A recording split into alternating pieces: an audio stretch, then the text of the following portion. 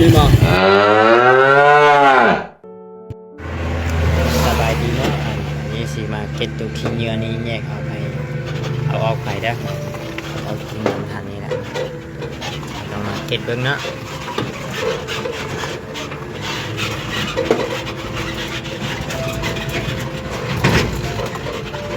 น่าจะอยู่ประมาณ40-50 พันนี่แหละมาน้อยดอกสำหรับคนมีเงินเนาะเกิดคนเก็ตขี้เหงื่อคือเราแหละเกิดเอา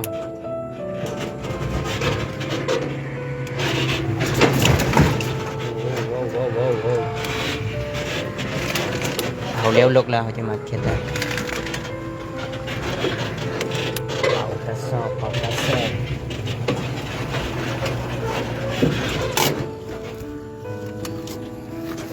เอาอันนี้เขามาแยกเบิ้งแยกตัวนี้เบิ้งมันจะเป็นยังไง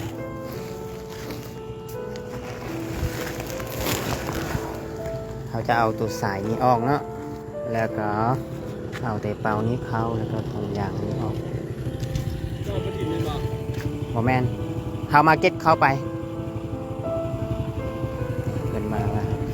อันหูจากคนมาชิ้นบ่เขาเป็นบริษัทแบบรีไซเคิลเขาจะเอาไปรีไซเคิลขึ้นเขาจะมาเก็ตไป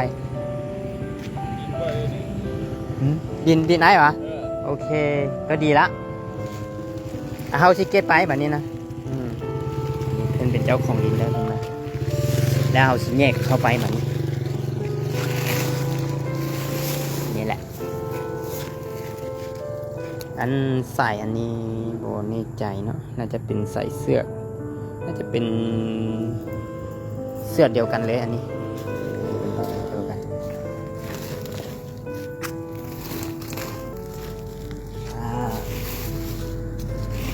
อันนี้เขาก็แยกตัวถุงยางนี้ออกเนาะเพื่อให้มันอยู่นอกเนี่ยแล้วก็เอาอันนี้จะออก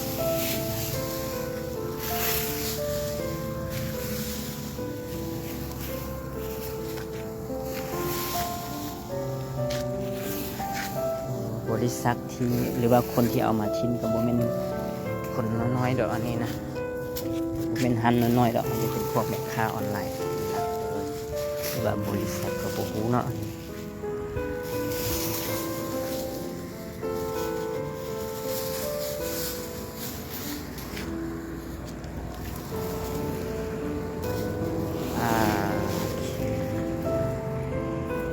เสือกตรงนี้จะเป็นเสือกอันเดียวกันแหละประเภทเดียวกันหมดเลยเป็นกระสอบกันเสือกไม่เสือกที่จากที่ไหนเป็นอย่างกระสอบมันจะเป็นเส้นแต่ว่าเขาเจ้าเอาจักรมาบีบกันจะเป็นเส้นคล้ายๆกับเสื้อฟางแต่ก็ไม่เป็นเสื้อฟาง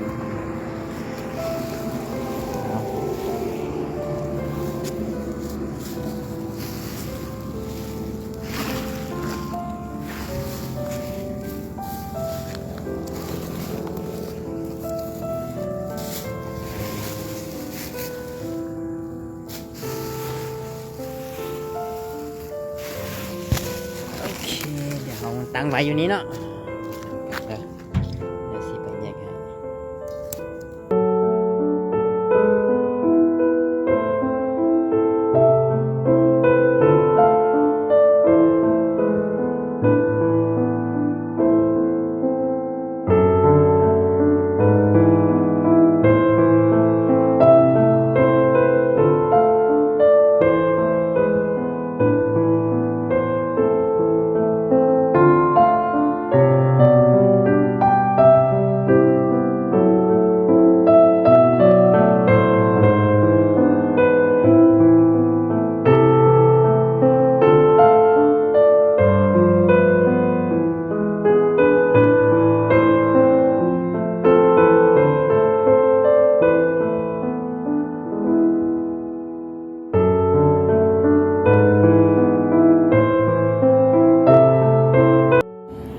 สบายดีเนาะอันเมื่อกี้นี่เอามาสีเก็ตขี้เหงื่อตัวนี้แยกเอาขึ้นลกเนาะและพอดีเจอเจ้าของเพิ่นมาเลยเพราะว่าจะเอาขี้เหงื่ออันนี้มาทิ้นบ่อันนี้เนาะเป็นอันนึงที่เห็นให้ถ้าว่าเขาบ่ไล่สุกอยู่นะ ถ้ จะเจอปัญหาหนึ่งก็จะได้เขียนกันนึงแหละในพอดีเฮาไลฟ์สดแล้วเฮาเห็นเบิ่งเราเหลียวเบิ่งแล้วเฮายังไลฟ์สดอยู่เราก็ไปกัดขึ้นเนาะแล้วก็เขาว่าเฮาสิเป็นเฮาเป็นบริษัทรีไซเคิลเนาะเฮากำลังสิมาเก็บขึ้นไปเพราะว่าเราทิ้งไปสินะตัวนี้ก็เดี๋ยวเฮาจะเอามาลงเพจให้เนาะตัวนี้ครับเพราะว่าเน็กซ่าในเฮาบ่ได้ไลฟ์สดบ่ได้ซ้ำแล้วก็ขอโทษแล้วกันเดี๋ยวมาเก็บตัวนี้ก่อนนี่แหละพอดีเจอเจ้าของเพิ่นแหละเพิ่นบอกว่าเขาก็บอกว่าเขามาเก็ตนะเราก็ฉันก็โอเคเอาไปเลยแล้วก็บอกแล้วนะแล้วก็ไปละวันนี้เขามาเก็ตนำกันเนาะเก็ตนำกันตัวนี้เขาแยกละเมื่อกี้นี่ว่าสีแยกอยู่แต่ว่าพอดีเขาไล่ซกมาพิษใส่เพจนิดนึงวันนี้เขามากวดเบิ้งคือว่าคือบุมีคนมาเบิ้งบุมีคนมาอย่างไรก็เลยคิดว่าใส่ตัวนี้ลองเบิ้งมาไล่ซกอยู่เพจแต่ว่าเน็กซ่าเนี่ยเขาก็ถ่ายวิดีโอไว้ก่อนเนาะเดี๋ยวสิลงให้บึ้งน้ำหลักอ๋อหลายเติบด้วยอันนี้นะโลละ1,000 กีบประมาณอยู่100,000จะประมาณอยู่100 โลนี้หลายเติบ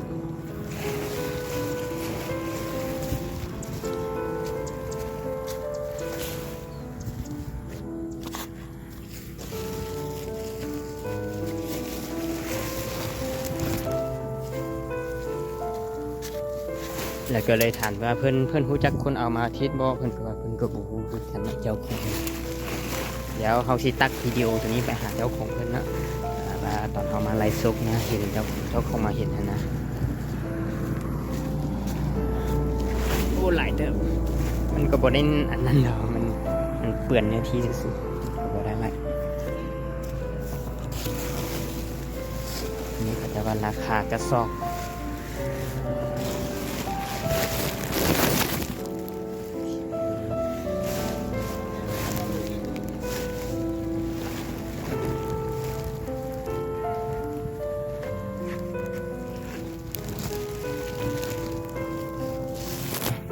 ใส่เต็มนี่ยกอีก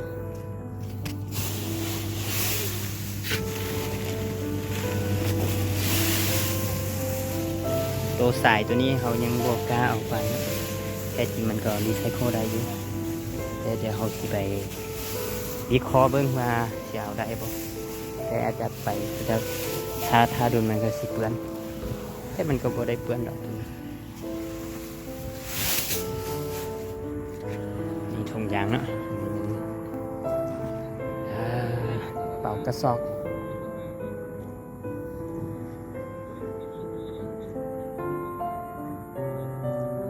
ทำมาเห็ดยังไงนี่รู้กันได้เอาท้าแป๊บนึง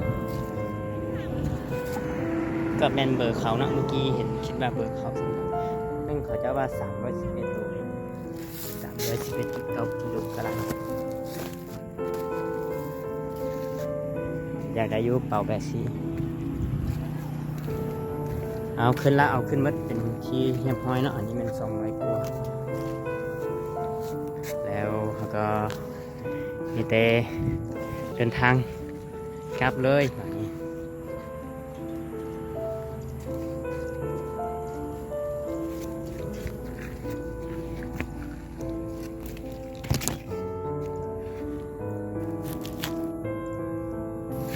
โอเคป่านนี้เราขึ้นลุกเรียบร้อยเนาะอากาศเกียนเมื่อแล้วขึ้นลุกแล้ว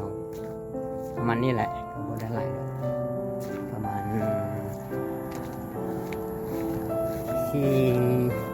ประมาณ80-500 โลนี่แหละเตานี้นับเด้อเดี๋ยวเตานี้นะนี่เครื่องประไว้เอาไปเลยป่านนี้กระบาลหลังจากที่เขาแยกกันไปใส่นี้เนาะยังได้เตาเดียวเนาะแล้วก็ใส่กาว